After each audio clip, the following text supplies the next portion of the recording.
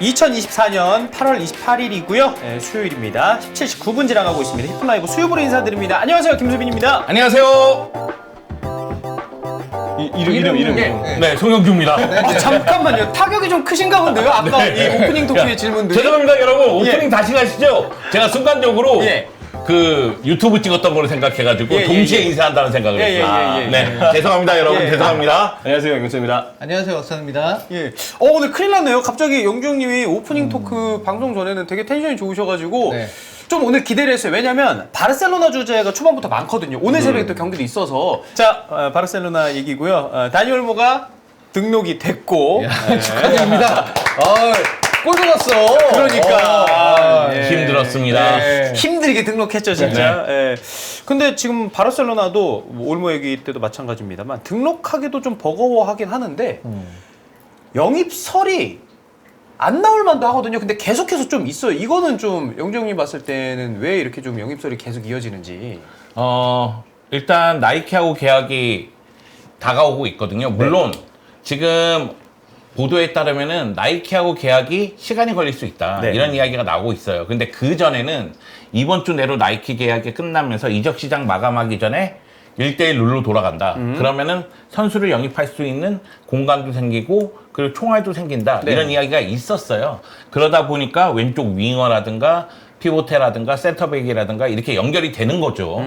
그런데 지금은 나이키하고 계약이 좀 시간이 필요하다는 이야기가 흘러나오고 있습니다. 왜냐하면 나이키가 바르셀로나가 지금 이적 시장에서의 움직임 때문에 네. 1대1 룰로 돌아가기 위해서 나이키하고 계약이 정말로 절실하거든요. 그 점 때문에 계약을 나이키가 자신들에게 유리하게 하려고 하고 있어요. 어. 뭐 10년 계약에 예. 매년 9천만 유로 뭐 이런 이야기가 나오고 있거든요. 예. 근데 얘기했다시피 맨시티나 레알은 1억 3천에서 1억 5천만 유로란 말이에요. 생각보다 그럼 차이가 좀 있네요. 우리도 원래 네. 1억 1천만인가 2천 받았었어요. 그런데 지금 바르셀로나는 나이키 계약이 절실하니까 나이키 쪽에서는 기간도 늘리고 금액도 약간 낮게 니네 1대1 룰로 돌아가려면은 계약해야 되는 거 아니야 이런 상황인 거예요.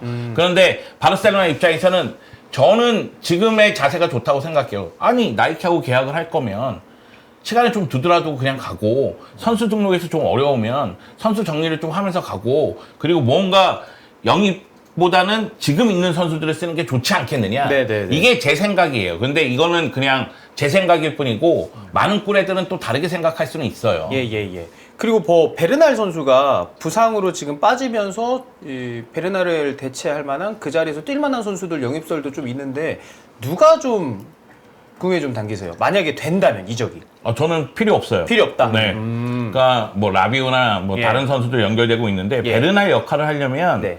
사실은 저는 베르날이 부상을 당하면 안 되는 매우 중요한 선수라고 생각을 했거든요.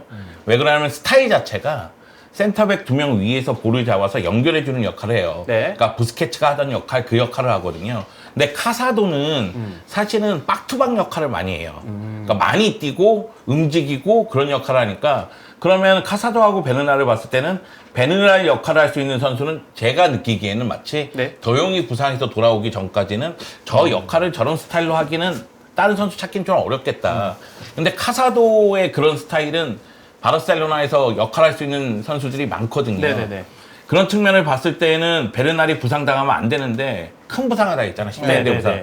그러니까 결국은 그 자리를 메워야 된다면 지금은 어쩔 수 없이 한 3-4경기 정도는 이제 가비하고 도용이 부상에서 돌아올 테니 네네네. 도용이 부상에서 돌아온다면 이 문제는 그냥 해결이 됩니다. 어차피 베르날이 몸 상태가 좋았다 할지라도 예. 도용이 돌아온다면 도용이 선발로 뛸 가능성이 전 높다고 생각을 했기 때문에 그렇죠. 그렇기 때문에 그 전까지는 뭐 페드리, 카사도 이런 선수들로 메워야 되지 않을까 그런 생각이 있는 거죠. 그리고 진짜 맞아요. 좀 있으면 이제 A매치 데이도 있고 네. 네, 시간이 좀 뜨는 기간이 있으니까. 그래서 한 3-4경기라고 얘기하는 거예요. 왜냐면은 그 한지 플릭 감독이 가비하고 도용 부상에 대해서 이야기할 때 9월 A매치 이후에 돌아왔으면 좋겠다는 이야기를 했기 때문에 아마 그때쯤에는 돌아올 거라는 생각이 듭니다. 네. 그렇기 때문에 결국 다가오는 주말 경기 그리고 A매치 이후 경기 요 2경기 내지 3경기만 잘 소화를 하면 부상 선수들 돌아오면 큰 문제는 없을 거예요. 뭐 중미 말고 전체적으로는 지금 뭐 키에사, 레앙, 조나단 타 이렇게 써 있는데 그리고 등등 기대하는 선수 있습니까?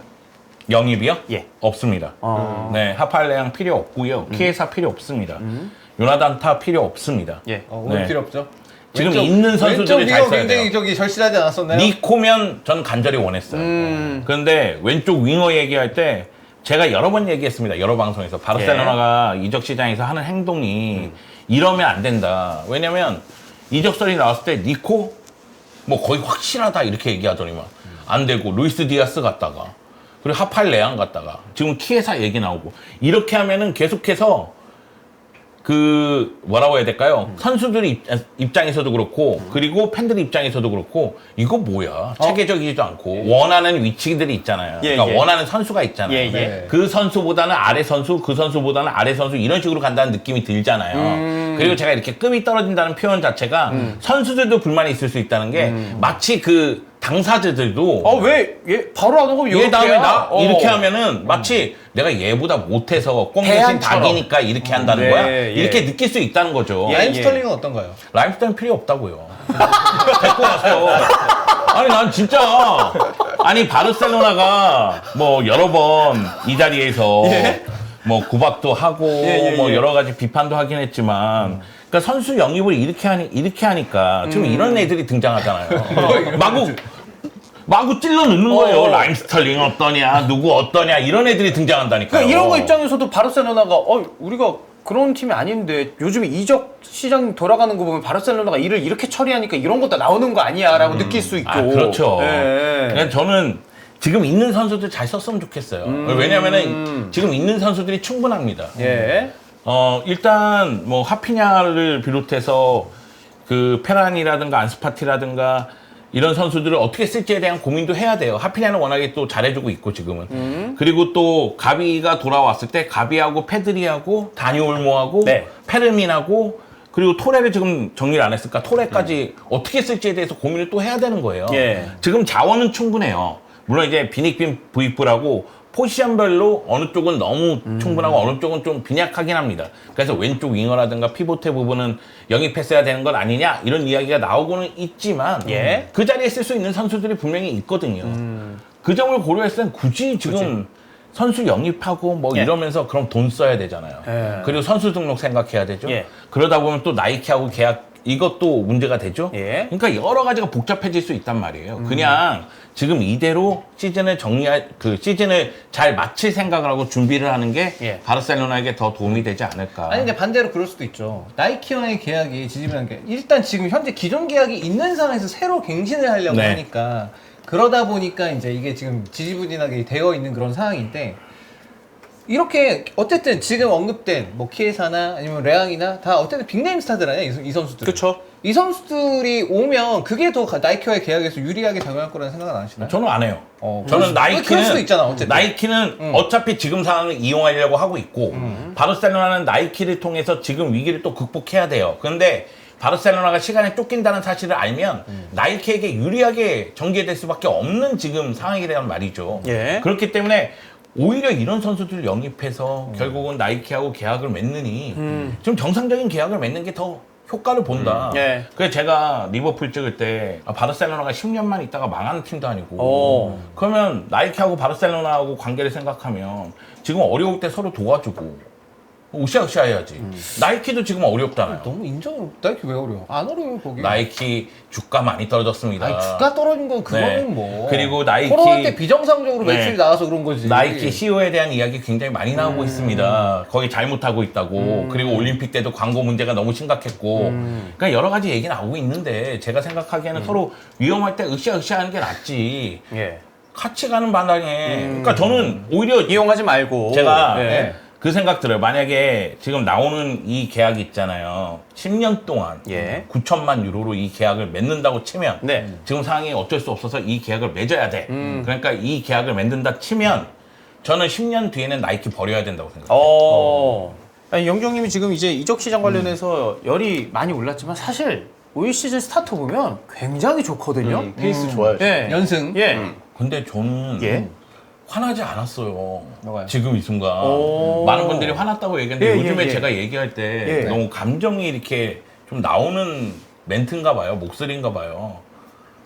아니 근데 그래 보였어요. 그래요? 예. 아니, 화난 게 아니에요, 여러분. 화나지 않았어요. 저만 그렇게 느꼈나요? 아, 제가 요즘에 인상을 너무 쓰면서 얘기하다 오. 보니까 화난 게 아닙니다. 아, 지금 뭐 화날 이유가 뭐가 있어요? 근데 오늘도 이겼는데. 아니 나이키에 대해서 화나했잖아요. 네. 아, 화나지 않았어요. 그러니까 나이키는 잘못했다 이렇게 지적을 했죠. 아, 예, 예, 네, 예. 화난 거 아닙니다. 예. 갱년기 아닙니다, 여러분. 이거 배부른 소리야. 인텔에 나이키에서 돈 얼마 받는지 알아? 걔 거지같이 막. 그러니까 화가 그렇게 또이르가 보였다고 계약 하는데 잘못해가지고 예. 지금 거지 같은 돈 받고 있는데 지금. 제가 좀 이렇게 요즘에 뭐 짜증도 많이 나고 네네. 화가 많이 나긴 하지만 지금 예. 이 순간 화난 거 아닙니다. 예, 더위 네. 여름이라 이게 날씨도 좀 타는 네. 편이세요? 아, 그럼요. 어. 네, 몸에 열이 많으니까요. 예. 아, 그 바르셀로나 지금 3연승하고 지금 기분 좋습니다. 그러니까요. 네. 그 차비볼이랑 플릭볼 진짜 뭐 플릭볼 예, 진짜 뭐 아직 9월도 안 됐어요. 8월 말이긴 한데 다른 게 확연하게 보이잖아요. 영정님을 봤을 때는 진짜 어떤 게 좀 다르다고 보이세요? 아, 일단 그 공격의 효율성이 훨씬 더 올라갔어요. 예. 그리고 바르셀로나 입장에서는 중앙 쪽을 거쳐가는 플레이뿐만 아니라 순간적으로 전환하는 속도를 빨리 가져가면서 직접적으로 타격하는 모습도 많이 늘어났고요. 그리고 중거리 슈팅 숫자도 좀 늘어난 면이 있어요. 다만 저는 뭐 세 경기 모두 2대1 승리니까 경기당 한 골씩 실점한 거잖아요. 수비 쪽의 불안감은 여전히 좀 존재를 하는 것 같아요. 저는 한지 플릭 감독이 경기 운영하는 모습도 저는 되게 만족하거든요. 예. 그러니까 발렌시아전도 그렇고 아틀레티코 클루브전도 그렇고 라요전도 그렇고 교체 카드를 쓰는 타이밍이라든가 교체하는 것도 아, 어떤 의미로 이렇게 하는구나 이런 게 좀 보입니다. 예. 그래서 아, 경기 운영을 상당히 잘하고 있구나. 차비 감독 시절에 선수 교체 타이밍 늦추고 예. 선수 교체 이거 왜 얘를 넣는 거야? 막 맞아요. 이런 경우도 있었거든요. 근데 한지 플릭 감독이 선수 교체하는 거는 다 이해가 되기 때문에 저는 굉장히 뭐 만족을 하고요. 그리고 일단 뭐 한지 플릭 감독 보면서 굉장히 감명받은 부분은 B팀 경기를 굉장히 많이 봤대요. 그래서 B팀 경기 많이 보면서 분석했고 어린 선수들을 또 분석했다고 하더라고요. 가끔씩 제가 한지 플릭 감독 선수 기용하는 모습 봤을 때 아, 이 사람은 선수 파악이 다 끝났구나 이렇게 느끼는 경우가 있었거든요. 그러니까 에릭 가르시아를 피보테로 활용한다는 점도 그랬었고 그리고 우리가 생각하기에 카사도 베르나를 프리시즌에 같이 썼다 할지라도 아니 라리가에서 선발 출전시키기에는 위험 부담이 있거든요. 그리고 교체 출전시킬 때에도 뭐 알렉스 바에가 지금 떠났지만 알렉스 바에라든가 에이토르 포트가 있는데 제라르 마르틴을 교체 출전시킨단 말이야 왼쪽 풀백으로. 이것도 사실은 교체 출전시킬 때는 예상 밖이었어요.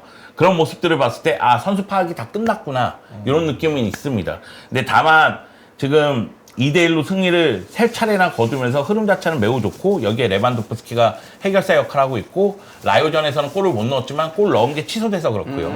그리고 다니 올모가 선수 등록이 돼서 라요전에 출전했는데 너무 잘하더라고요. 바로 계속. 그리고 이제 골 넣었고 예. 그리고 라민 야만이 지금 계속해서 연속 공격 포인트를 기록하고 있거든요. 예. 그리고 페드리가 건강할 때는 막을 자가 없다는 게 드러나고 있고 하피냐는 황골 탈퇴했고 그렇죠. 그런 모습 봤을 때는 다 좋은데 이게 베르나리 부상을 당한 게 이게 어떤 영향을 미칠지 요게 좀 걱정스럽게 합니다. 예. 나머지는 다 좋아요. 예. 자, 저희가 우승 가나요? 아, 그거는 장담할 수가 없죠. 레알하고 아틀레티코 마드리드가 있는데. 그러니까 레알 마드리드하고 아틀레티코 마드리드가 1라운드에서 무승부를 거뒀어요. 근데 레알 마드리드 두 경기를 지켜봤을 때 느낌은 뭐냐면 이 팀은 선수 퀄리티가 굉장히 좋아요. 예. 그렇기 때문에 결국은 상대를 제압하는 힘이 분명히 있어요. 다만 토니 크로스의 빈자리는 생각을 해야 된다. 지금 카마빈가가 부상이라서 초아메니하고 발베르데를 더블 피봇으로 쓰는데 발베르데는 많이 움직이고 뭐 측면에 빠지고 뭐 프리킥으로 골도 넣고 뭐 역할은 되게 많은데 사실 템포 조절하고 공격 방향 정해주고 이런 건 초아메니가 해줘야 되거든요. 근데 그런 모습에서 좀 안타까움이 있어서 예. 이런 부분을 안첼로티 감독이 어떻게 해결할지는 좀 봐야 되겠고 네. 저는 은바페하고 비니시우스는 곧 호흡이 맞아떨어지는 장면이 나올 거라 생각합니다. 왜냐하면 비니시우스가 은바페에게 밀어주는 패스가 적지 않거든요. 예. 그래서 뭐 레알 마드리드 첫 경기 무승부를 할지라도 뭐 이후 경기들 봐야 되겠고 아틀레티코 마드리드도 마찬가지입니다. 예. 뭐 세르로트라든가 훌리안 알바레스라든가 여기다 코너 갤러거라든가 뭐 영입한 선수들이 나름 다 잘해주고 있고요. 특히 코너 갤러거는 지난 경기 후반에 교체 출전했는데 와씨 사냥개를 한 마리 풀어놨더라고. 미친 듯이 뛰죠. 지금 바르셀로나 얘기뿐만 아니라 오프닝 토크 때 이제 뒤에가 이제 프리미어리그 얘기가 좀 많기 때문에 한 15분 동안 약간 송영주 스페셜로 약간 라리가 그 상위권 전체 판도를 살짝이나마 좀 훑어보지 않았나. 네, 제가 이 방송 제 분량은 끝났습니다, 여러분. 예. 네. 그래서 오프닝 때 되게 당황하셨었는데 많이 이제 진정하신 것 같아요. 예. 차분해지신 것 같아서. 약간 희노애락이 한 15분 동안 다 있었어요. 아까 인사할 때는 안녕하세요. 바로 나이키가 막 이러시면서 예. 아, 근데 제가 요즘에 그래요. 요즘에 좀 그렇더라고. 형 갱년기 의심해봐야 돼. 그런 건가. 아, 요즘에 갱년기 증상이 어떻게 돼요? 아침에 기분 좋다가 예. 저녁에 기분 나빠지고 그래요. 급격한 이 감정의 고조. 갱년기. 원래도 그러신 편이었어요? 아니면 제 최근 들어 좀 그러세요? 원래도 욱하는 경우가 있긴 있었어요. 근데 지금 좀 너무 심한 거 아닌가 그런 생각이 좀 드네요. 예. 은행 추출물 드시라고. 알겠습니다. 자, 오프닝 토크 바르셀로나 얘기해봤고요. 두 번째 어메이징 프리미어리그로 가도록 하겠습니다.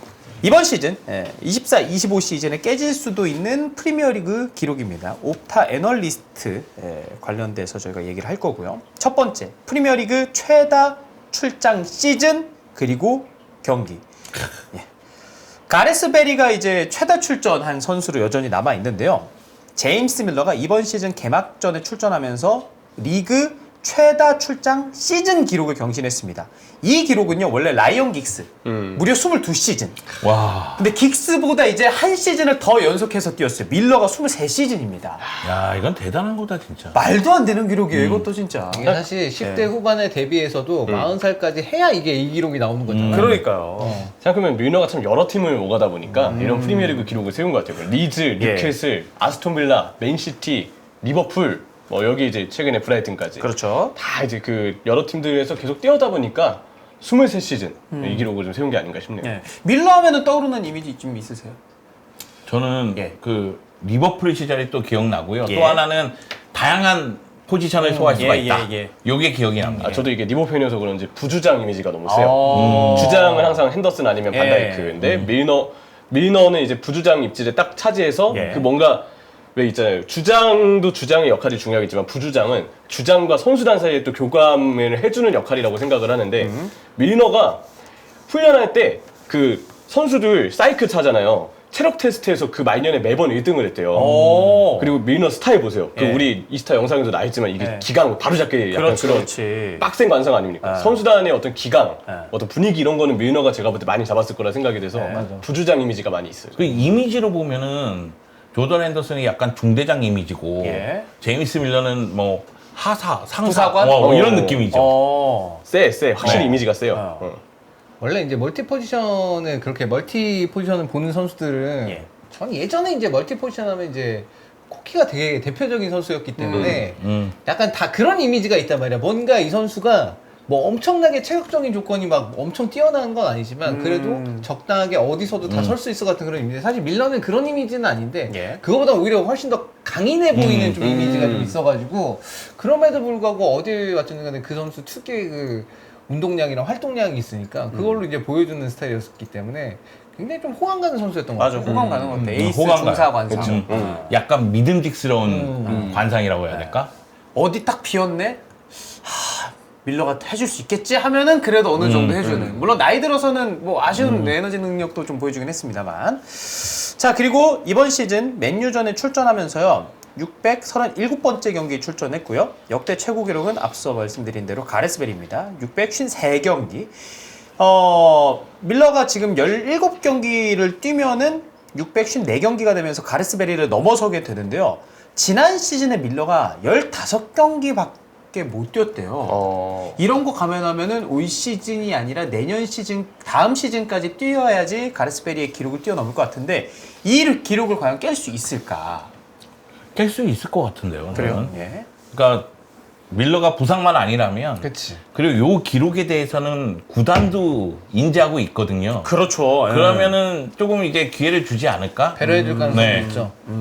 그런 정도, 이 정도는 그리고 예. 또 워낙에 프리미어리그에 족적을 남긴 선수니까 그 그렇죠. 정도는 해줄 수 있을 가능성이 있어서 진짜 부상만 아니면 전 올 시즌도 가능하지 않을까 싶어요. 반 정도 뛰면 되는 거니까. 예. 저도 왠지 밀너가 만약에 브라이튼에서 이번 시즌에 이 16경기나 17경기를 채우지 못한다고 해도 예. 브라이튼을 떠나고 다른 팀에서 왠지 한 번 더 밀너를 잡을 것 같아요. 그리고 그럴 확률이 제 느낌상 제일 높을 팀이 예.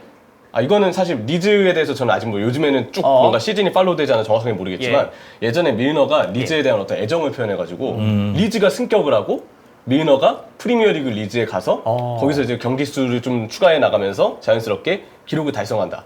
멋진 기록 아닙니까? 약간 전 낭만의 스토리가 나올 거라고 생각하거든요. 정말 기록만 위해서라면 예. 뭐 약간 편법으로 보이긴 하지만 어쨌든 단기 계약을 맺고 그 다음에 은퇴하는 것도 하나의 방법일 수 있어요. 정말 기록만을 위한다면. 근데 밀러 정도면 그렇게 해도 별 얘기는 안 나올 것 같은데.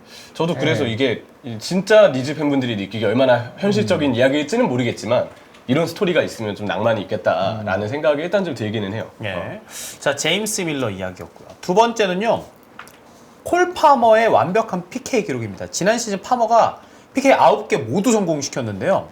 다음 두 번의 PK를 연이어서 성공하면 야야 투레에 11번 쳐서 11번 골 기록했었던 기록과 타이라고 합니다. 지금 프리미어리그 내에서 10번 이상의 PK를 얻은 선수 중에서 100% 성공률 기록한 선수가 야야 투레밖에 없대요. 대표적으로 잉글랜드에서 뭐 지금은 이제 잉글랜드를 떠나서 분데스리가에서 뛰고 있습니다만 케인 페널티킥 정말 잘 찬다 이야기를 했는데 파머와 비교했을 때는 두 선수 중에서 좀 어떤 선수가 페널티킥 능력이 더 있다고 생각하시는지. 근데 아직은 케인이 더 많이 차지 아직은 않았나? 케인. 많이 차고 많이 성공시켰죠. 다만 이제 우리가 생각하기에는 PK 성공률을 보면 네 프리미어리그에서는 콜파머가 9번 차서 다 성공시켰으니까 예. 성공률로 따진다면은 뭐 콜파머겠지만은 예. 역시 이제 위기의 상황이나 큰 경기나 이런 상황에서 더욱더 많이 처리한 선수는 해리 케인이니까. 네네네네. 표본이 더 많죠, 케인이. 근데 저는 그 수빈이 형이랑 저랑 같이 보러 갔던 첼시 맨시티 경기, 맨시티가 마지막에 4대3 만들었다가 첼시가 89분인가 뭐 8분인가 이때 페널티킥을 얻었잖아요. 지난 시즌 프리미어리그 최고의 매치로 최고의 선정이 경기. 됐었던. 네. 네. 그날 비도 엄청 오고 날씨 되게 안 좋고 어쨌든 경기장 분위기가 진짜 살벌하다 싶을 정도로 팬들도 막 과열되는 상황이었는데 그런 긴장감을 뚫고 4대4 만드는 동점골을 넣을 정도의 그 심장이면 파머는 앞으로도 뭐 별다른 긴장하지 않고 페널티킥은 진짜 잘 찰 거라는 생각이 왠지 들어요, 그냥. 근데 생각보다 11번, 11번 예. 이게 최고라니까 생각보다는 좀 적은 느낌? 차라울루 인텔에 와서 18번 쳐서 18번 성공했습니다. 와, 한 번도 실패가 없어 와 지금까지. 미쳤다. 바로 지난 라운드 경기도 성공했습니다. 와. 근데 그런 선수 한 명 보유하고 있으면 너무 좋죠. 그 기억에 남는 PK 정말 잘 찬다. 이런 선수 있어요. 뭐 현역이든 뭐 은퇴한 호나우지뉴. 진유. 네. 진유 PK 뭐 긴장하고 본 적이 없다 이런 말씀도 팬분들이 많이 하시더라고요. 예. 진유. 근데 나는 호나우지뉴 PK 찼던 기억이 그냥 확 떠오르지는 않아서 참고로 인텔이랑 경기할 때 호나우지뉴 막혔습니다. 진짜요? 오. PK 호나우지뉴 찼는데 저는 그 밀란에서. 사실은 프랑크 데부어가 PK를 은근히 잘 찬다는 생각이 들었었는데 데부어. 유로에서 막히는 바람에 어. 이렇게 얘기하기가 좀 어려워졌고 그 대보 형제가 원래 둘 다 킥이 좋은 선수들이어서 잘 차는데 그게 진짜 톨도가 그리고 원래 PK를 되게 잘 막는 선수예요. 원래 잘 막는 선수였어요. 예. 그리고 레반도프스키도 PK 정말 잘 잘 차. 차거든요. 근데 바르셀로나에서 난 그 특유의 자세가 항상 레비는 잊히지가 네. 않아요. 어. 도움 닫기가 제일 약간 어. 독특해. 예. 발로텔리 얘기도 많이 나오는데 발로텔리도 잘 차는 편이에요.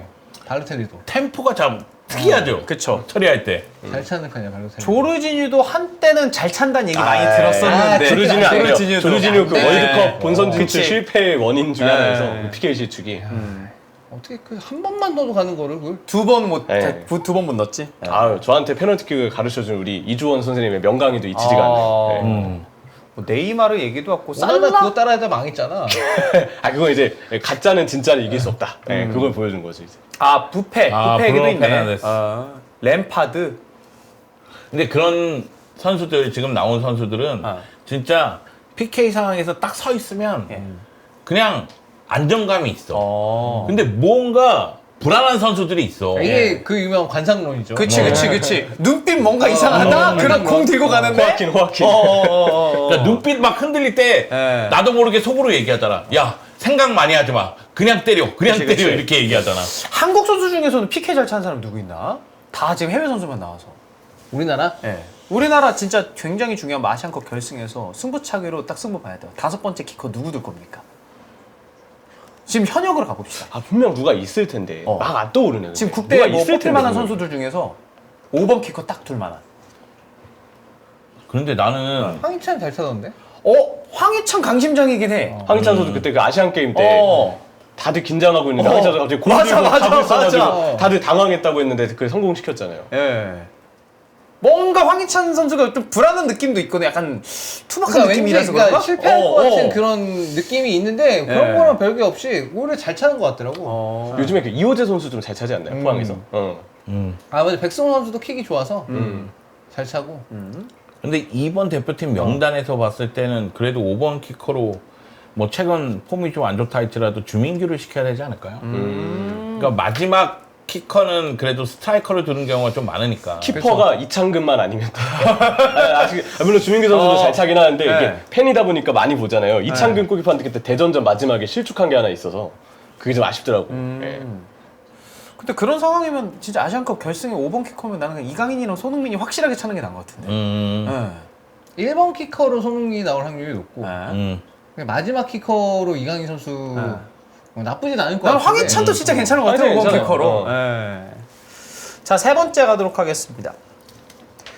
이번에는 프리킥인데요. 제임스 워드 프라우즈의 프리킥 기록 지금 리그에서 17골 기록하고 있는데 베컴보다 한 개가 적대요. 근데 웨스트햄 첫 시즌에서는 지금 워드 프라우즈가 프리킥으로 골을 넣지 못했고 지금 웨스트햄이 또 제임스 워드 프라우즈를 매각 고려하고 있다라는 기사가 떠서 이 기록을 뭐 다른 팀 가서 깰 수도 있겠습니다만 못 깰 수도 있다라고 합니다. 제호프는 웨스트햄에서는 좀 뭐 아쉽다라고 보는 게 맞는 것 같은데 다른 팀 간다면 좀 어떻게 쓰일지. 저는 생각보다 많이 뛰는 거 오케이. 활동량 많고 킥 좋은 거 오케이인데 생각보다 인플레이 상황에서 그러니까 좀 패스를 풀어가야 되거나 연결고리 역할을 이 선수가 해야 될 때 약간 아쉬운 점도 좀 있어요. 왜냐면 웨스트햄에서는 그런 단점이 많이 드러났다고 생각을 하거든요. 기술적으로 볼 간수를 정말 안정적으로 잘해내느냐 그것도 일단은 좀 아니고 그렇다고 해서 이 선수가 뭐 사이즈가 엄청 커서 뭐 경합이라든지 수비에 있어서의 성공률이 그것도 높은 어렵지. 선수냐라고 하면 그것도 좀 아니고 그렇다고 짧은 패스로 뭔가 볼을 조율해 줄 수 있는 스타일도 아니다 보니까 예. 약간 좀 애매해요. 정말. 결국 이제 이 워드 프라우스 이 선수를 위해서 전술적으로 좀 배려가 좀 필요한 부분이 있는데 그게 웨스트햄에서는 아예 안 됐던 것 같고 근데 그것과 별개로 프리킥 기록은 깰 수는 있을 것 같아요. 그래요. 워낙에 잘 차는 선수라 근데 또 그러고 보니까 경기에 나와야 되는 거잖아. 예. 그 프리킥 나올 때만 교체 출전을 뭐 전반 시킬 수도 없는 프리킥 거니까. 한다고 뭐 그 선수 교체시키고 뭐 이게 풋볼이 아니 미식 축구가 아니니까 풋볼이 아니니까 그렇게는 못할 테니까. 근데 그러면은 웨스트햄에서는 좀 어려울 것 같고 다른 조금 더 하위권 팀으로 갔을 때는 그러면 잘할 수 있을 것 같아요. 아무래도 이제 데드볼을 뭐 직접 처리하거나 그게 이제 하위권 같은 경우는 득점을 만드는 데 있어서 제일 확률이 높을 수 있으니까. 그치. 예. 자, 그다음에 이제 홀란드 갈게요. 프리미어리그에서 최소 경기 100득점 도전한답니다. 지금 이제 리그에서 50골을 넣는 데는 48경기밖에 안 걸렸고요. 앤디 콜의 종종 기록을 무려 17경기 차이로 깼다고 합니다. 지난주까지 이제 또 헤트트릭 기록하면서 득점을 네. 늘렸잖아요. 67골을 넣었는데요. 이번 시즌 남은 기간 33골 넣으면은 100득점이거든요. 이렇게 갈게요. 종종 기록은 124경기 앨런 시어래요. 앨런 시어라라고 하는데 올 시즌 전에 깰 것 같으세요? 아니면은 올 시즌 못 깬다. 올 시즌은 안 된다. 올 시즌 어려울 것 남은 같은데 경기 근데 33골은 좀. 이건 무조건 깬다. 시어러의 기록보다는 기록은 무조건 깬다. 빠르다. 기록은 깨는데 예. 이번 시즌 이거 쉽지 않아. 33골은 좀 어려울 것 같은데. 시어라가 124경기에서 100번째 골 넣었는데 지금 홀란드가 67경기에서 67골입니다. 나는 이번 시즌 가능할 것 같은데요. 저도 이번 시즌 가능할 것 같은데. 네. 그러면 거의 40골 가까이 넣어야 돼. 네. 근데 그 홀란 부상 없다는 전제하에 34-5경기 정도 나오면 경기당 한 골 저는 올 아니 시즌도 그럴 것 그것도 같아요. 그렇고 제가 느끼는 거는 첫 시즌에는 혼란이 이름값 뺐잖아요. 예. 근데 지난 시즌은 좀 아쉬움이 있지 않았습니까? 물론 그래도 골은 많이 근데 넣었죠. 이런 부분에 대해서 자신이 잘 알고서 준비를 올 시즌 잘했더라고요. 예. 그래서 뭐 인터뷰 내용이나 이런 거 보면은 이번 시즌 준비한 내용에 대해서 이야기하는 걸 봐서는 이번 시즌은 혼란이 첫 시즌만큼 많은 골을 넣어줄 것 같아요. 그래서 이번 시즌 내에 깰 수 있다는 느낌이 좀 들거든요. 약간 약간 여기에 좀 더 강팀 상대로도 한 골, 두 골 이렇게 기록할 수 있는 능력 좀 더 보여준다면 저는 충분할 것 같아요. 이게 대단한 게 네. 다른 선수였으면 33골? 아 이거 어렵죠. 그렇지. 현실적으로. 다음 시즌에 깨야죠 할 텐데 어. 혼란이니까 지금 고민이라도 해보잖아요. 맞아. 어. 될 수도 있겠다. 그러니까. 어때요, 형철이는? 올 시즌대로. 저도 불가능은 아니다. 근데 사실 현실적으로는 20골 후반대가 개인적으로는 예상이 되거든요. 근데 그것도 대단한 일이죠. 저도 다음 시즌을 예상하긴 하는데 그렇다고 해서 33골이 불가능한 수치까지는 아닌 것 같아요. 이미 혼란은 그 경지를 깨봤기 때문에 예. 대단하죠 진짜. 그러니까 맨시티 상황으로 봤을 때 홀란 알바레스가 떠났기 때문에 네. 오히려 혼란에게 득점기를 좀 더 많이 만들어줄 수 있는 상황이 되지 않을까? 이런 생각이 좀 들고 데브라이너가 물론 이제 한 시즌 내내 건강하게 소화한다는 보장은 없어요. 네. 그런데 데브라이너가 없더라도 이 팀은 득점기를 만들어줄 선수들이 즐비하거든요. 그거 봐서는 혼란이 이거 첫 시즌만큼 많이 넣지 않을까? 이런 생각이 자꾸 드는 거죠. 아 근데 저 혼란 부상도 얘기했는데요. 생각해보니까 덕배랑 베르나르도 실바도 부상 안 당하고 좀 같이 많이 뛰는 전제가 있어야 되겠네요. 패스를 어쨌든 그 선수들이 많이 그러니까. 주니까. 네. 예. 자, 홀란드는 생각보다 짧게 얘기가 되네요. 네. 자, 이제 다섯 번째 가도록 하겠습니다. 한 팀 상대 가장 연속적인 승리. 맨시티인데요. 지난 시즌 본머스 상대로 1대0으로 승리하면서 프리미어리그 팀끼리의 가장 많은 연승 기록을 깼다고 합니다. 본머스 상대 14연승. 그러니까 이러면 네. 본머스 입장에서는 맨시티 진짜 만나기 싫어. 그치. 이건 벌써 네. 기가 죽고 들어간다고. 그렇죠. 이건 너무 길다.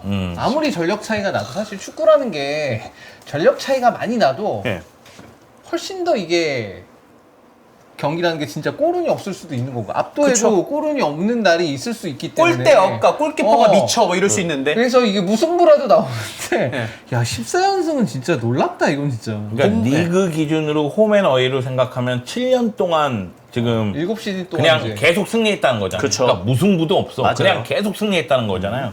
이거 본머스가 맨시티 만날 때마다 한 골 실점하면 바로 멘탈 털립니다. 이거. 아, 이게 맞대결의 그간의 전적을 보니까 골도 직전에 1대0이어서 그렇지 예. 6대1, 4대1, 4대0, 3대1, 3대1, 4대0, 2대0, 4대0, 4대0, 5대1 화력에서부터 이미 뭐 맨시티가 멘탈부터 상대를 누르고 갔다고 해도 과언이 아닐 정도인데 근데 본머스가 점점 팀이 좋아지고 있기는 해요. 이번에도 보강 되게 잘했고 어쨌든 첫 출발 자체가 물론 지금 리그에서는 연속해서 좀 무승부긴 하지만 그래도 팀이 좀 담백해졌다는 느낌이 이미 지난 시즌에부터 많이 좀 들긴 하거든요. 예. 좀 언제코 모든 팀이 본머스를 항상 이길 거라는 보장을 할 수 없지 않을까. 근데 그래도 맨시티는 그래도 이길 가능성이 이번 시즌에 크겠죠. 예. 이게 참 징크스 같은 거예요. 뭐냐면 바르셀로나가 2라운드에서 아틀레티코 클로브에게 홈에서 승리 거뒀잖아요. 아틀레티코 클로브가 2001년도에 바르셀로나 원정에서 승리한 다음에 바르셀로나 원정에서 승리가 아예 없어요. 오. 그러면 바르셀로나하고 아틀레티코 클로브는 라리가의 전통의 명문들이잖아요. 예. 이 대결은 또 니코 윌리엄스 때문에 또 막 관심들이 집중됐을 거 아니에요. 그죠. 그럼 경기 전 인터뷰 보면 이 얘기가 꼭 나옵니다. 원정에서 23년 동안 승리하지 못했는데. 그럼 내년에 또 붙으면은 원정에서 24년 동안 승리하지 못했는데. 그러면 선수들은 경기에 야 이번에는 잡자, 야 이번에는 끝내자 하고 들어가지만 한 골 실점하잖아요. 그러면 확 달라져요. 그러니까 이게 결국은 나쁜 징크스가 되면서 발목을 잡는 경우가 있거든요. 예. 그러니까 악순환인 거예요. 뭐 언젠가는 깨지겠지만 네. 근데 그때까지의 이게 그 받는 부담감이라는 게 그러니까 생각을 안 하려고 해도 아이, 계속 그렇지. 얘기가 나오니까 맞아요. 생각을 안 할 수가 없어 이걸. 팬들도 그 11월 초에 바이탈리티 스타디움 원정이 있대요 지금 맨시티가. 근데 본머스 팬 입장에서도 아유 이거 지겠지 하고 갈 생각할 수 있다니까 7시즌을 그랬으면. 자 그리고 한편 첼시도요 크리스탈 팰리스 상대 이거 지금 계속 다 프리미어리그 기록만 말씀드리는 겁니다. 13연승. 이게 지금 또 찾아보니까 예. 2017년에 팰리스가 그때 2017년 10월이니까 이때가 이제 콘테 감독 두 번째 시즌. 예. 그 전설의 두 번째 시즌. 예, 이제 양복 차리면서 갑자기 예. 복장을 바뀌고 멘탈이 떠날 좀, 마음 보이는 거? 털리고 예. 이제 그 전 시즌에 있었던 리액션을 온데간데 없었던 바로 예. 그 시절 있잖아요. 그때 이제 팰리스가 홈에서 2대1로 이긴 다음에 쭉 첼시가 팰리스는 잡아왔어요. 스코어도 뭐 3대1, 2대1, 1대0, 2대1, 2대0, 1대0, 3대0, 4대1, 4대0 뭐 이런 스코어니까. 여기도 나름 런던 더비네. 예, 여기도 런던 아니 더비 그것도 그렇고 강합니다. 첼시가. 첼시도 흔들렸잖아요. 그러니까요. 사실. 그럼에도 불구하고 잡았던 팀은 잡는다니까요. 그러면은 포체티노도 크펠 상대로 다 이겼던 거고. 그죠. 지난 그치? 시즌 기준으로 봤을 때 3대1, 2대1이니까. 예. 자, 그리고 맨시티는 하나 또 있습니다. 풀럼 상대고요. 14연승. 적당히 하라고 그래. 뭐 이게 한 팀만 있으면 되지 이거. 가르디올라가 너무 오래 했어. 아이. 풀럼한테는 전반에 풀럼이 이거 풀럼이 좀 대응 잘하는데 내용 괜찮네 하면 후반에 맨시티가 전술 바꾸잖아요. 그럼 또 이겨요. 그런 경기들을 몇 번 봤어요. 맨시티하고 풀럼이 붙었을 때. 자, 근데 9월 초에 지금 첼시 홈 경기, 10월 초에는 맨시티 홈 경기이기 때문에 지금까지 14연승이 최고라 그랬잖아요. 근데 바이탈리티 스타디움 가는 건 이제 11월이고, 그래서 타이 기록이 지금 9월이랑 10월에 먼저 나올 수 있긴 맨시티는 합니다. 뭐 자기 기록을 자기가 뭐 타이 기록을 세워. 근데 첼시도 크리스탈 팰리스 잡으면은 맨시티. 타이 될 수 있는 거니까. 맨시티고 만약에 치사하네. 뭐 다음에 아니 뭐 다음 시즌에 보머스 만나서 무승부했어. 그래서 연승 기록이 여기서 멈췄어. 걱정하지 마. 다음 플럼이 무대가 있어? 있어. 플럼이 있어. 이럴 수도 있는 거잖아. 그리고 다른 데도 한 7연승, 8연승 이거 분명 있을 것 같거든요. 리그 상대로는. 이건 극찬이죠, 극찬 진짜. 예. 뭐 맨시티가 어떤 팀 리그에서 더블했다고 와 더블했어 이러지 않는 팀이니까. 그럼요. 예. 자, 6번째 가도록 하겠습니다. 교체 선수가 넣은 가장 많은 골. 물론 22-23 시즌부터 이제 교체 선수 5명으로 늘어나면서 교체 선수의 득점이 점차적으로 증가한 것도 사실인데요. 현재 1위가 23-24 시즌 159골이었다고 하고요. 2위가 22-23 시즌에 132골. 이번 시즌도 작년 기록을 또 넘어서지 않을까라는 예상이 있는데요. 그러니까 교체 선수가 들어갔는데 예. 교체 선수들이 득점을 많이 하면서 교체 선수 득점 비율이 올라가고 있다. 그렇죠. 이 얘기죠. 예. 단일 시즌 최다 교체 선수 득점이 0910 아스날, 1112 맨시티, 1516 리버풀의 15골. 그 기록 역시 깨질 가능성도 있고. 왜냐면 지난 시즌에 뉴캐슬이 교체 선수로 14골 넣었고요. 브라이튼이 13골. 첼시도 있습니다. 첼시도 13골을 기록했다고 합니다. 요 기록에 대해서는 좀 앞으로 어떻게 경신이 가능할지. 전반적으로 많아지지 않을까 싶기는 해요. 그래요? 확실히. 왜냐면 말씀 이미 해주셨지만 5명의 교체가 저는 약간 요즘에 축구 보니까 예전에 3명 교체일 때는 도대체 어떻게 봤지라는 생각이 많이 들어요. 축구 보면 다시 옛날 경기 보잖아요. VAR 없는 거 적응 안 되고 3명 교체하는 거 적응 안 돼요.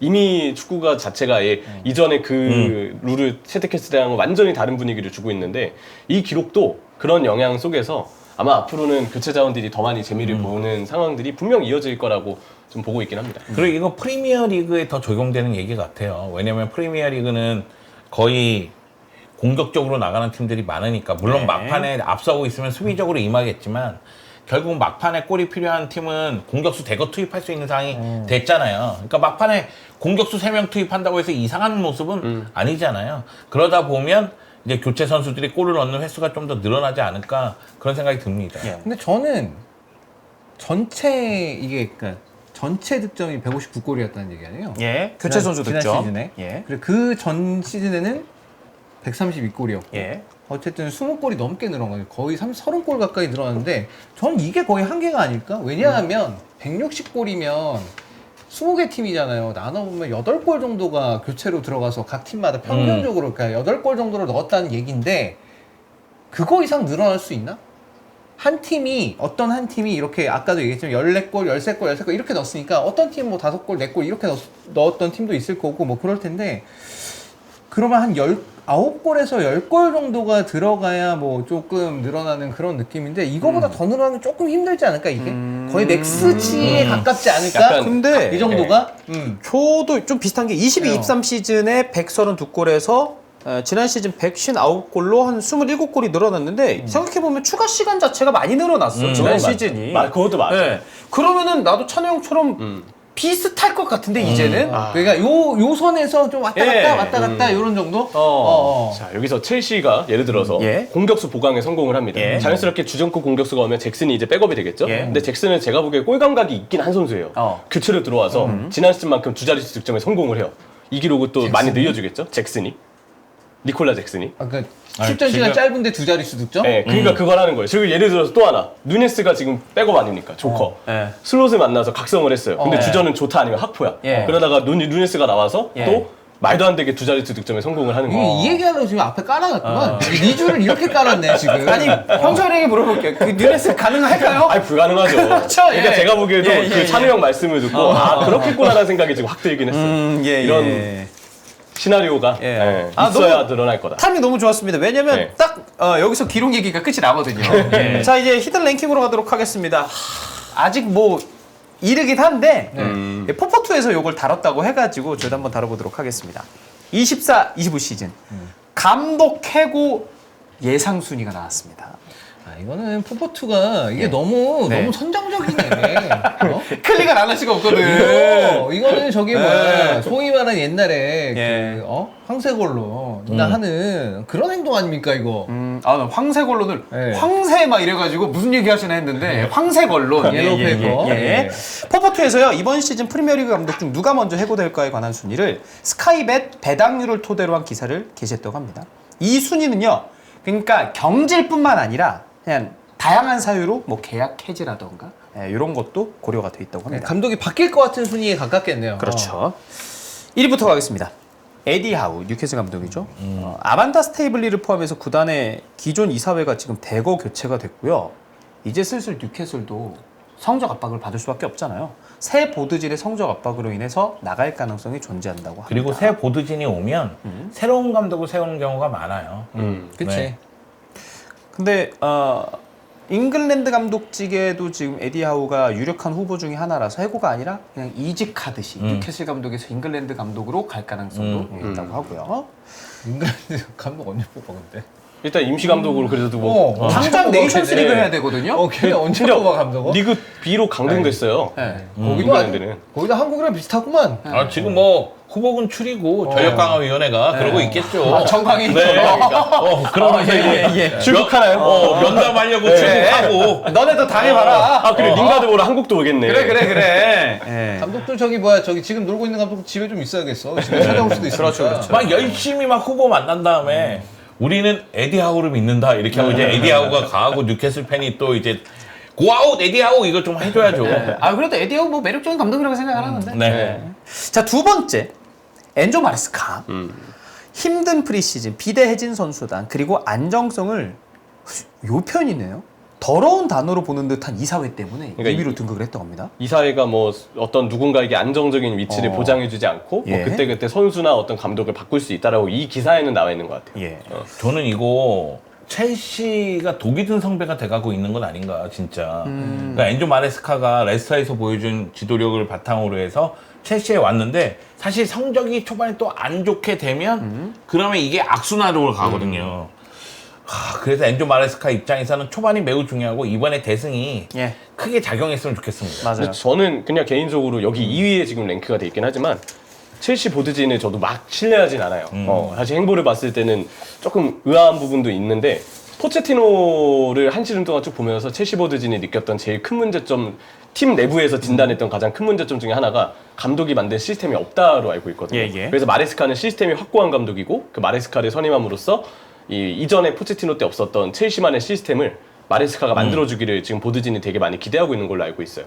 근데 제가 봤을 때 마레스카가 시간이 좀 걸릴 수는 있어도 시스템을 만드는 능력은 분명히 있을 감독이고 이미 충분히 그런 부분을 보여주고 있다고 생각을 해서 저는 뭐 캐러거도 뭐 마레스카가 한 시즌을 뭐 넘기면 뭐 대단한 일일 것이니 했지만 제 생각은 좀 달라요. 이 감독은 보드진이 시간을 좀 줄 것 같고 네. 시간이 걸릴 정도로 우여곡절이 있을진 모르겠지만 없을 가능성도 있고 저는 되게 잘할 것 같거든요. 예. 근데 있다고 해도 기다려줄 것 같아요. 저는. 근데 초반의 모습은 팀을 만드는 과정이 느껴져요. 그러니까 포체티노는 사실 이랬다 저랬다 막 그 안에서 막 너무 우후죽순이라서 정신이 없었거든요. 그러면 과연 포체티노는 어떤 팀을 만들려고 하는 거야? 왜 이렇게 했다가 저렇게 했다 하고 있는 거야? 이런 이야기가 많았는데 그러니까 마레스카는 지금까지의 모습을 보면 이게 조금 뭐 그렇게 기간은 길지 않았지만 팀을 만들고 있구나 이게 느껴지니까 예. 그래서 저는 엔초 마레스카 감독이 왜 이렇게 높이 있는지 잘 모르겠어요. 이렇게까지 안 좋게 이건 누가 악의적으로 기사를 썼다고밖에 생각이 안 드는 게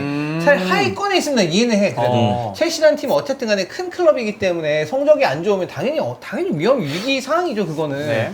그런데 뭐팀 맡은 지 이제 얼마 됐다고 벌써부터 이렇게 이거 지금 조회수 노린 거야, 순위. 약간 조회수인가? 그러니까 지금 에디 하우도 우리가 지금 어느 정도 인정하고 넘어가는 건 잉글랜드 감독직과 연결되기 때문에 그래요. 예. 에디 하우도 사실 1위에 나올 그건 아니라는 전 생각이 들거든요. 예.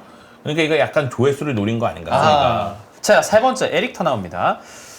지난 시즌 성적과 감독 결정에 오랜 시간이 걸린 걸 보면 터나우한테 배팅을 많이 하는 이유가 있다고 하고요. 하지만 이네우스에서 데리트와 마즈라위를 영입하면서 터나우에게 기회를 주는 것으로 보입니다. 근데 브라이튼전에서 보여줬던 아쉬운 모습이 있었기 때문에 이 순위가 올라갈 수도 있겠다라고 전망한다고 하고요.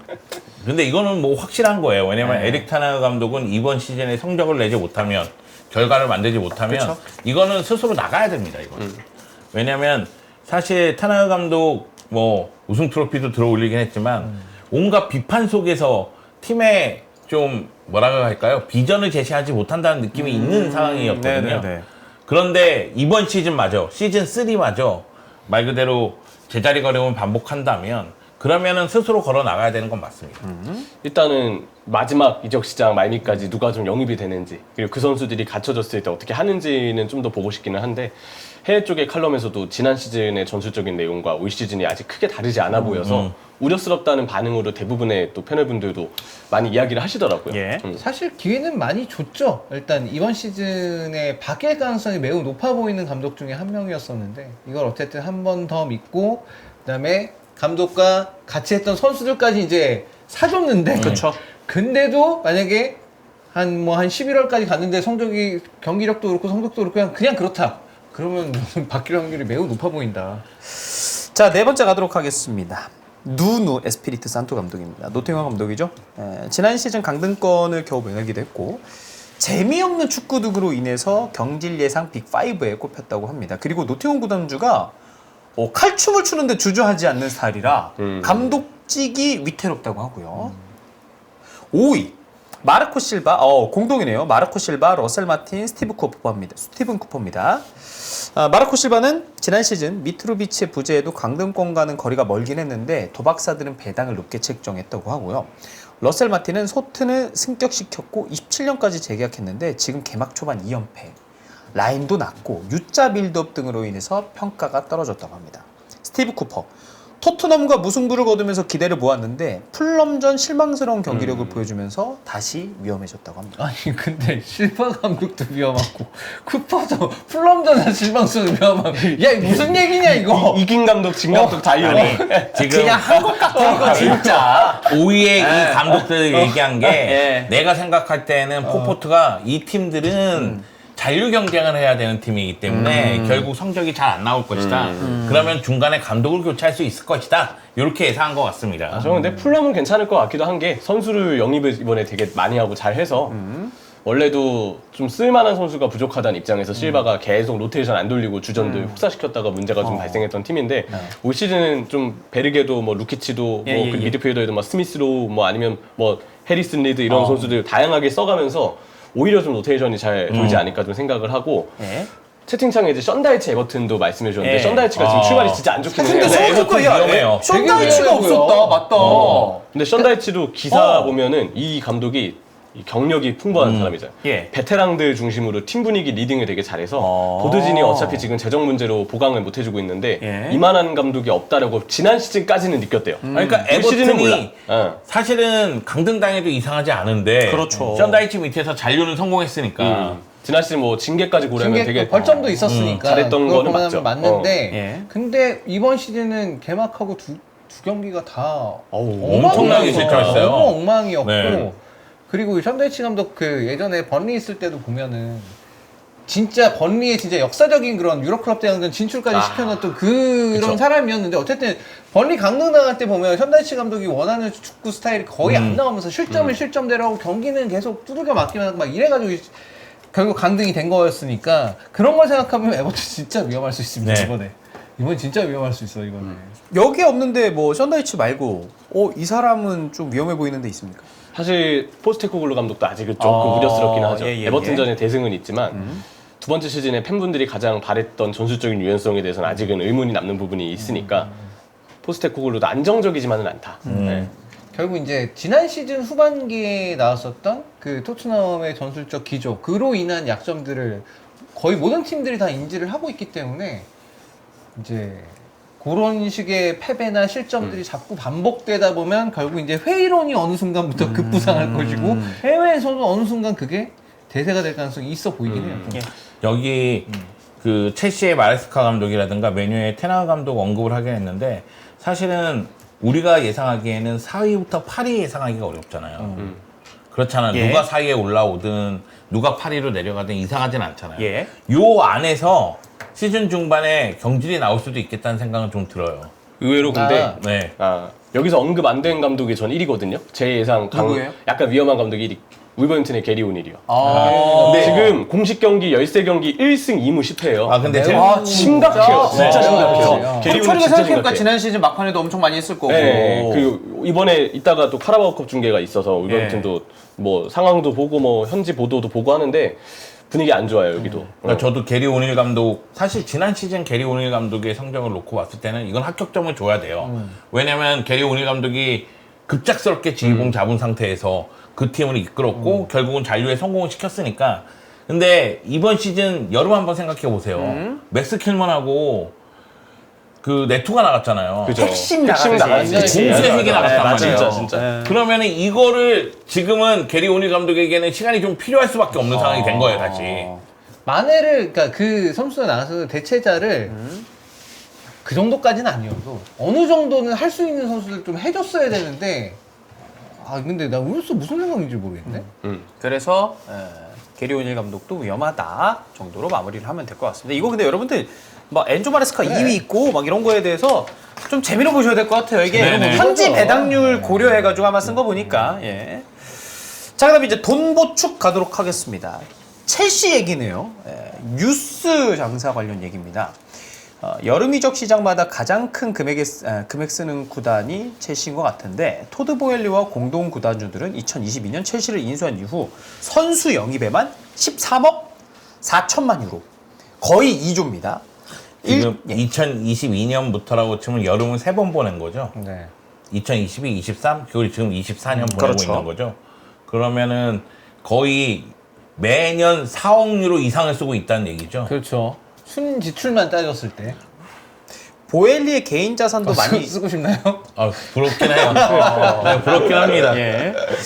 보엘리의 개인 자산도 많이 들어가긴 했는데 이는 오랜 전통의 첼시 유스 판매 실적에서 많이 충당했다는 평가입니다. 뭐 진짜 오랜 전통 얘기했지만 프리미어리그에서 뭐 중하위권에 누구 잘해. 요즘엔 뭐 맨시티 선수들도 많은데 이 첼시 유스 있었네. 이런 선수 진짜 많았던 것 같아요. 예. 그 예전에 로만 시절에 이제 많이 이제 첼시로 어린 맞아요. 선수들을 많이 영입을 했었고 예. 그게 되게 효과적이었고 그 시절 생각해 보면 그래서 첼시 유스 출신들이 딴 팀 가서 엄청 많이 뛰고 있었어. 엄청 뛰었죠, 진짜. 진짜 네. 엄청 많이 뛰고 있어가지고 엄청 인대로 많이 보내죠. 맞아요, 인대를 많이 맞아요. 보내. 그 정책을 해서 그 정책이 생각해보면 굉장히 성공적이었죠. 어떻게 보면은.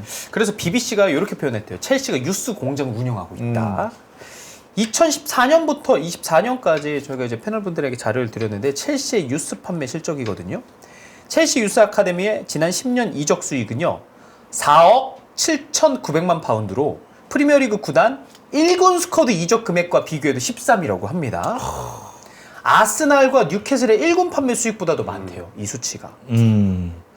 같은 10년간 비교했을 때요. 예. 와. 그러니까 나머지는 이제 1군 이적 스쿼드에 대한 이적료 나온 거고 첼시는 뉴스만 나온 겁니다. 그리고 그냥 첼시는 전체까지 하면은 역시나 1위에 올라와 있고요.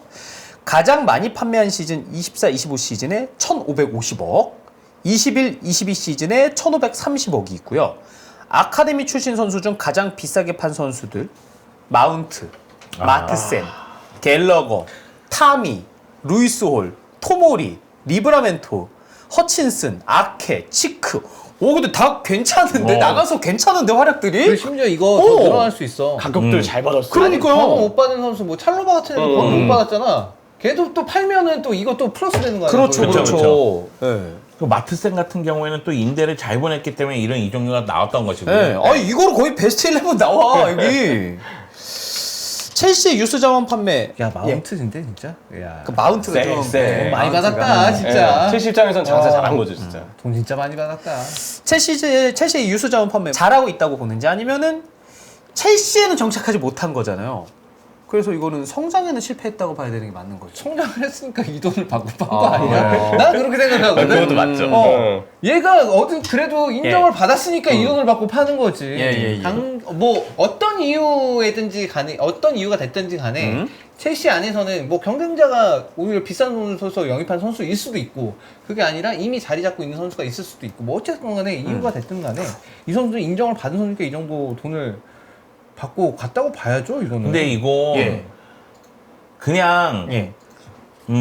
바람직한 방향으로 보이는 건 안 좋은 것 같아요. 그래요? 왜냐면은 유스 출신들을 키워가지고 팀의 중심으로 자리매김해야 되는데 키운 다음에 지금 높은 가격으로 보낸 선수들 명단만 쭉 나오잖아요. 그러면은 정말 유스가 잘 돌아가서 팀의 중심으로 유스 출신들이 자리매김을 하고 그 가운데 유스에서 올라와서 경쟁을 해서 밀려나서 이 선수들이 높은 이적료를 주면서 나가면 모르겠는데 저는 지금 첼시는 새로운 선수 영입해서 팀 구성하고 있고 예. 유스는 유스대로 팔고 있고 이러면 팀의 색채 자체가 조금 문제가 될 수 있으니까 이거는 너무 긍정적으로 바라보기도 좀 어렵지 않을까. 이건 그냥 개인적인 생각입니다. 형철이는 어때요? 아무래도 장사나 여러 가지로 봤을 때는 예. 되게 좋은 또 수익을 기록하고 있는 거 맞는데 그냥 오로지 감성적인 면을 봤을 땐 영정님 말씀도 되게 공감이 돼요. 예. 왜냐면 사실 우리 팀의 유스에서부터 이렇게 딱 자라가지고 그 팀에서 뭔가 딱 이렇게 코어를 이루고 기틀을 마련하고 리더가 되는 그런 모습을 좀 장기적으로 바라는 팬분들도 계실 텐데 예. 그 관점에서 본다면 약간 아쉽게 느껴질 수도 있는 부분은 있다고 봅니다. 첼시에서 키운 선수 중에서 이 선수는 팔지 말았어야 했다. 그런 선수 있습니까?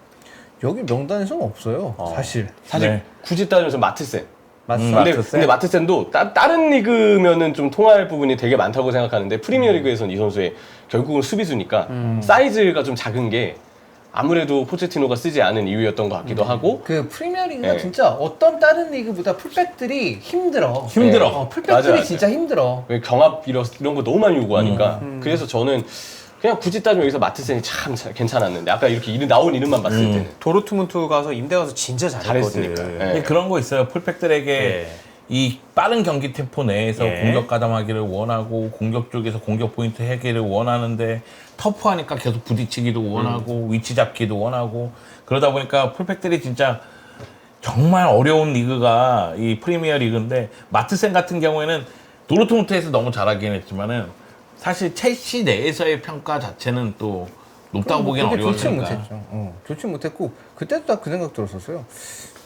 마투성 한번 써보지. 그러는 데리고 있으면서 뭐 굳이 잘 안 쓰고 막 이러니까 뭐지? 뭐 그러고 있었는데 어쨌든 잘 보낸 것 같고 이게 프리미어리그가 보면은 그 사실 이제 우리는 이제 윙어 하면은 다 당연히 메시하고 호날두가 제일 먼저 떠오르지만 그 메시와 호날두가 득세하던 그 시기에서도 보면 평균적으로는 프리미어리그 풀백들이 제일 빠르고 육체적으로도 강인하고 그랬던 것 같아요. 그 리그는 원래 과거의 리그부터 약간 좀 뭐랄까 잉글랜드 스타일의 어떤 킥앤러시 스타일이 기반이었었는데 그게 이제 윙어의 시대로 전환되면서 예. 윙어들이 가장 빠르고 좀 육체적으로 강인한 선수들이 많았기 때문에 풀백들이 힘들 수밖에 없었고 저는 그래서 프리미어리그에서 좀 못한다는 풀백들도 딴 리그면 잘할 확률이 높다 그 생각을 갖고 있거든요. 근데 마트선이 딱 그런 예였던 것 같아요. 저는 근데 여기서는 뭐 근데 그렇게 아쉬운 선수는 없죠 또. 그리고 저는 그래서 이 선수들 명단을 보면 이게 돈을 많이 받았지만 이거는 오히려 첼시가 장사를 잘한 거다. 그쵸. 라는 왜냐면 생각이 좀 많이 들어요. 이 선수들이 남았다고 해서 극적으로 커리어가 바뀌진 않았을 거예요. 그렇다고 유스 명분으로 굳이 남길 이유도 없었고 마운트나 뭐 갤러거, 타미, 루이스올, 토모리, 리브라멘토, 허친슨, 아케, 로프터치크인데 사실 보면은 다 결국은 나갈 만한 점이 첼시 입장에서 분명히 있었거든요. 그렇죠. 예, 예, 그러니까 예. 뭐 모두가 사실 뭐 테리 같이 그렇게 성공할 수 있는 상황은 아니니까. 그렇죠. 근데 이게 뭐 첼시가 엄청 이 유수 장사를 잘한다 얘기가 나오고 있는데 아스톤 빌라도 2019년부터 2023년까지 유스의 93% 판매에서 9,300만 유로를 벌어들였다고 하고요. 유스 아카데미에 들어갈 수 있는 최소 나이가 9살, 판매 가능한 나이가 16세부터라고 합니다. 이 선수들이 프로가 될지 안 될지 모르지만 가능성의 시장은 생각보다 지금 활발하고 유스 판매와 뭐 이런 구매에 대해서 최근 더 활발해지는 경향도 있다고 합니다. 이거 크게 보면은 두세 가지 이유 때문에 그래요. 일단 네. 기존 선수들의 이적료가 거품이 너무 꼈어요. 너무 비싸 선수들이. 네네네. 그냥 틱하면 1억이니까 너무 비싸다는 점. 그리고 또 하나는 선수들의 전성기가 점점점 어려지고 있다는 점. 그리고 마지막은 어린 선수들을 키우면 사실은 이적시키기가 더 수월해요. 그러니까 타클럽이 보기에는 어린 선수를 영입하면 또 다시 이적시킬 수 있으니까 그런 기회가 더 많으니까 이런 이유 때문에 이 어린 선수들 이적이 예전보다는 더 활발해지고 있거든요. 그러다 보니까 뭐 첼시만이 아니라 다른 클럽들도 어린 선수들의 이적에 대해서는 굉장히 좀 오픈 마인드로 접근하고 있는 건 아닌가 생각을 합니다. 예. BBC에서 유스 출신 선수 시장의 가격을 끌어올리는 주범으로 맨시티를 꼽았다고 합니다. 맨시티가요, 지난 10년간 전체 이적 시장 수익의 48%에 해당하는 3억 2천만 파운드를 벌어들였는데, 맨시티가 어린 선수들한테 프리미엄을 잘 붙여서 팔기로 알려줬대요. 뭐 대표적으로는 여기 바주누 그리고 트래포드 얘기가 있습니다. 그리고 토트넘도 여기 순위에서는 굉장히 높은데 해리케인, 예, 해리케인의 이적료가 있기 때문에 해리케인을 유스 출신으로 잡아서 이렇게 이적료가 나왔다고 합니다. 팀 성적 잘 나가거나 거기 유스 출신 잘한다 소문나면 프리미엄 얹어서 좀 판매되는 경향이 있는 것 같아요. 있죠. 그럼 어디 산, 어디 유스 산. 바르셀로나는 라마시아산 이야기를 하지만 뭐 레알산 선수들도 맞아요. 뭐 이야기 굉장히 많이 나왔고, 사실은 어디 보고서를 봤는데 뭐 스페인은 당연하고 유럽 축구에서 라마시아 출신하고 레알 마드리드 유스 출신이 차지하는 비중이 진짜 높더라고요. 그러니까 사실은 바르셀로나나 레알 마드리드에서 A팀에서 경쟁할 수 있는 위치까지 못 올라가더라도 예. 그 전에 계속해서 이동하면서 이 어린 선수들이 좀 타리그도 가고 그리고 타클럽으로 가서 활약하는 경우가 워낙에 많으니까요. 이 유스 선수들, 이건 좀 약간 조심스러운 얘기긴 한데 예. 유스 선수들에 대한 시장의 가치라는 거는 사실 좀 어렵습니다. 어떻게 식으로 가치를 내기가 좀 어려워요. 이거는 약간 뭐 주식시장으로 따지면 약간 장외 주식과 비슷합니다. 장외 주식에 있는 거래들은 거래소에서 거래가 되는 게 아니라서 예. 가격을 뭐 어떻게 정할 수가 없어. 마지막으로 팔리는 가격이 그 가격이야 그냥. 사실 실제로는 그 주식이 어떤 가치를 갖고 있는지 알 수가 없는데, 그래서 유스 선수들도 약간 비슷해서 이거를 약간 편법식으로 활용하는 경우들도 있죠. 네, 유스 선수들에 대해서는 예. 시장의 가치를 정확하게 매길 수가 없기 때문에 예. 특히나 이러한 어떤 흐름들은 UEFA가 이제 FFP를 진행하면서부터 조금 더 이런 흐름들이 더 심해진 것 같기도 해요. 예. 근데 어쨌든 간에 이거는 저의 사견입니다. 유럽 구단 가운데 장기적으로 유스 잘 키운다고 생각되는 구단 좀 몇 개 꼽아본다면 바르셀로나. 네. 무조건 바르셀로나죠. 리버풀도 최근에 타율 좋은데. 리버풀도 괜찮죠. 왜냐면 좀 굵직굵직한 자원들이 있으니까. 아놀드라든지 뭐 브래들리 이런 선수들은 진짜 참 소중한 선수들은 맞는데, 근데 리버풀도 더 올라와야 돼요, 재능들. 예. 몇몇 연령대는 좀 뭔가 언급이 덜 되는 연령대도 분명히 있고, 예. 특정 포지션에 딱 선수들이 터지고 있긴 하지만 그래도 좀 더 언급이 많이 되는 팀들과 견질 부분은 아니라고 생각합니다. 이게 스페인 쪽 보면은 예. 뭐 바르셀로나, 레알 마드리드, 아틀레티코 클로브 뭐 이런 클럽들은 뭐 아틀레티코 마드리드도 그렇지만 예. 그 연고지에 스카우터를 굉장히 많이 둬요. 그래서 바르셀로나의 뭐 말 그대로 어려서부터 활약하는 선수들도 있겠지만은 그 지역에서 두각을 나타낸 선수들 그 바로 영입할 수 있는 시스템을 만들어 놨거든요. 그리고 이제 라마시아에서 경쟁하고 거기서 생존하고 또 올라오고 뭐 레알도 그렇고 아틀레티코 클로브도 그렇습니다. 제가 아틀레티코 클로브 경기 해설하면서 놀란 게 파디아 골키퍼라고 예. 넘버 3 골키퍼거든요. 예. 그런데 괜찮더라고요. 근데 왜냐면 아틀레티코 클로브는 골키퍼에 대한 그게 있는 클럽이에요. 그러니까 골키퍼들을 잘 배출을 해요. 제가 얘기하고 싶은 건 그런 거예요. 그러니까 뭐냐면 그 유스 시스템 자체를 잘 갖춰놔야 된다. 그리고 그것이 연고지와 연결이 잘 돼야 된다. 그런 이야기를 드리려고 한 거예요. 왜냐면 요즘에는 브라질에서 뭐 한 10대 아니면 10대가 되기 전에 말 그대로 스타라고 하는 경우는 다 영입하는 경우가 많잖아요. 예. 그러면 우리가 생각하는 그런 브라질의 색채가 거의 안 나거든요. 잘 안 나죠.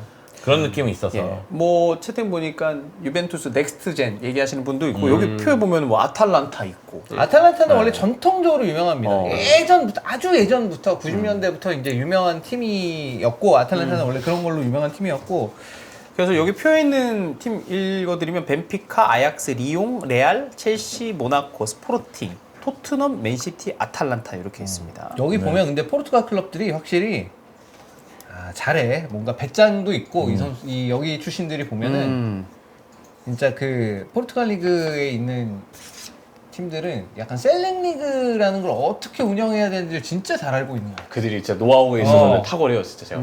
와. 이게 지금 아카데미 선수들을 판 금액이나 뭐 이런 걸 얘기하는 거죠. 예, 맞아요.